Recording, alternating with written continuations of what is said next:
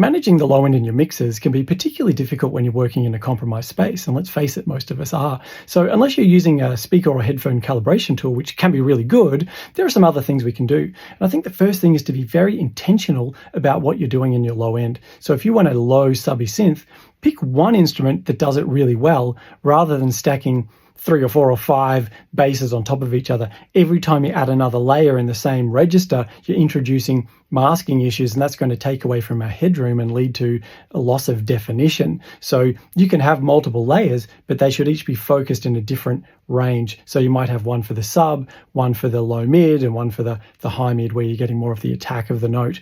The other thing to consider is that it's not always the bass that's causing the problem. So you might find that if you roll off the low end in the piano, suddenly the bass becomes more focused. And again, that's due to masking, the low frequencies on the piano interacting with the low frequencies in the bass instruments. So it might not always be the bass that's causing the issue.